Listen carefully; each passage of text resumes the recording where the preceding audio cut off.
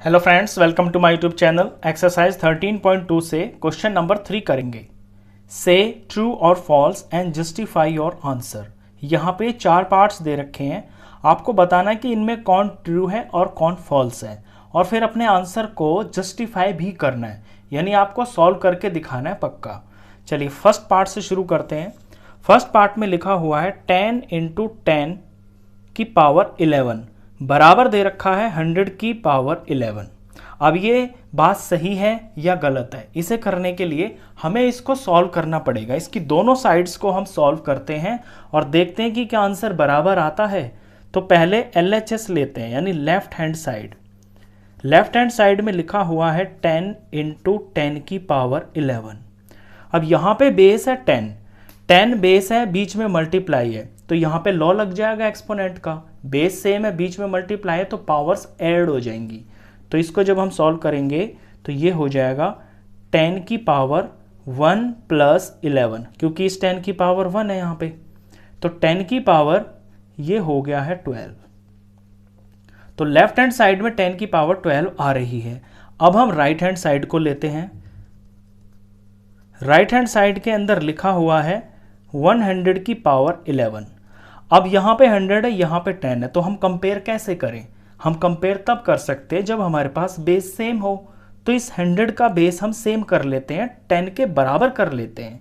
100 को हम लिख सकते हैं 10 की पावर 2। क्यों? क्योंकि 10 को 10 से मल्टीप्लाई करके 100 होता है, यानी 10 का जो स्क्वायर होता है 10 की पावर 2 वो 100 के बराबर होता है। तो 100 को मैंने 10 की पावर 2 लिख लिया, और इस सारे के ऊपर ये 11 भी है, क्योंकि अंदर अंदर तो ये 100 है और इसकी पावर 11 है, तो यहाँ पे मुझे 11 भी लगाना पड़ेगा। अब यहाँ पे बेस की पावर 2 है और इस सारे की पावर फिर 11 है, तो यहाँ पे लॉ लग गया पावर की पावर वाला, ये वाला, कि बेस सेम है, उसकी कुछ पावर है और उसके भी ऊपर पावर है, तो पावर मल्टीप्लाई हो जाती है। तो यहाँ पे 10 बेस हो गया और पावर्स मल्टीप्लाई हो जाएंगी, यानी 2 × 11। तो 2 को 11 से मल्टीप्लाई करेंगे तो ये 22 आ गया। अब आप इन्हें कंपेयर कर सकते हैं। लेफ्ट हैंड साइड में, राइट हैंड साइड में दोनों के बेस सेम है, लेकिन LHS में पावर 12 है और RHS में पावर 22 है, तो ये तो बराबर नहीं है। बुक वाला कह रहा है कि ये बराबर है, तो बुक वाला गलत कह रहा है, यानी कि ये फॉल्स है। ये हुआ फर्स्ट पार्ट। चलिए इसका सेकंड पार्ट करते हैं। सेकंड पार्ट के अंदर दे रखा है 2⁻³ इज ग्रेटर देन 5⁻²। बुक वाला कहता है कि ये चीज इससे बड़ी है। अब बड़ी है छोटी है हम सॉल्व करके देखेंगे। तो पहले LHS ले लेते हैं। लेफ्ट हैंड साइड में लिखा हुआ है 2⁻3। अब 2⁻3 लिखा हुआ है, तो इसका मतलब है 2 को 3 बार मल्टीप्लाई करना है, यानी 2 × 2 × 2। 2 2s are 4, 4 2s are 8। तो इस तरफ का आंसर तो आ गया है 8। दूसरे का RHS, आप LHS RHS इस वाले पार्ट में ना भी लिखें तो भी चलेगा, क्योंकि ये इक्वेशन नहीं है, और लिख देंगे तो भी कोई प्रॉब्लम वाली बात नहीं है। तो RHS हो गया है यहाँ पे 5 की पावर 2। 5 की पावर 2 का मतलब है कि 5 × 5, 5 5s होता है 25। अब देखिए ये आंसर आया है 8 और ये आंसर आया है 25। बुक वाला कहता है कि ये वाली साइड का आंसर बड़ा है, लेकिन हमने देखा कि ये तो छोटा है और ये वाला बड़ा है, तो ये गलत लिखा हुआ है यहाँ पे।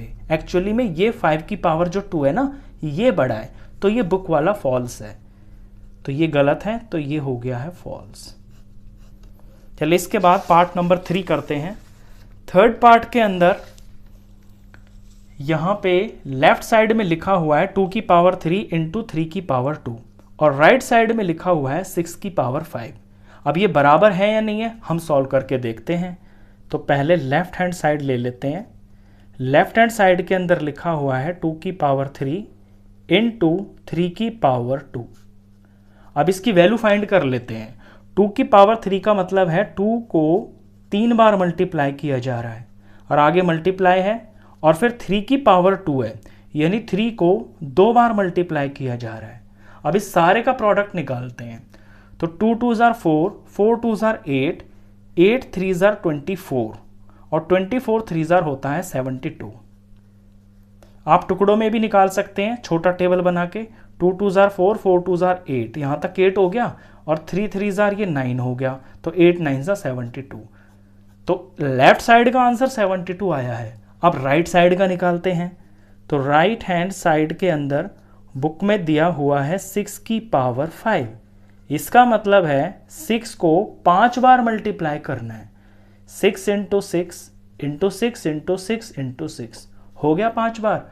अब इसको हम सॉल्व करते हैं। 6 6 होता है 36। 36 को 6 से मल्टीप्लाई करेंगे तो 108 आएगा।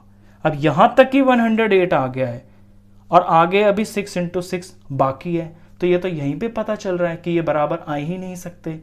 लेकिन फिर भी आपको पूरा अगर आंसर निकालना है तो आप मल्टीप्लाई करके दिखा सकते हैं। वैसे यहीं पे अंडरस्टूड है कि ये बराबर नहीं है। तो यहाँ तक 3 6 तक मुझे पता है कि 108 होता है। आगे ये 6 6 36 हो गया, तो 108 को 36 से मल्टीप्लाई करेंगे तो ये वैल्यू 3888 आएगी।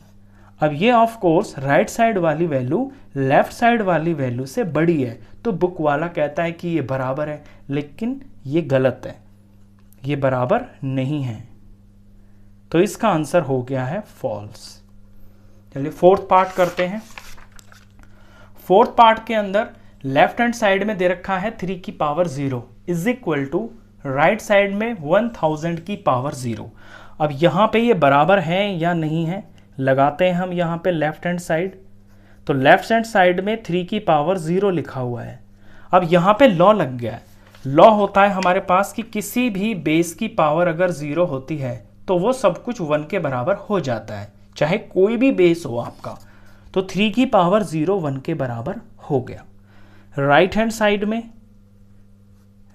साइड में लिखा हुआ है 1000 और इसकी पावर 0। अब यहां भी यही लॉ लग रहा है कि बेस तो है 1000 और इसकी पावर है 0, तो किसी भी बेस की पावर 0 हो तो वो सब 1 के बराबर हो जाता है। यानी लेफ्ट साइड का आंसर भी 1 आएगा, राइट साइड का आंसर भी 1 आएगा, और बुक वाला भी यही कहता है कि ये दोनों साइड्स बराबर है। दैट मीन्स बुक वाला ट्रू है।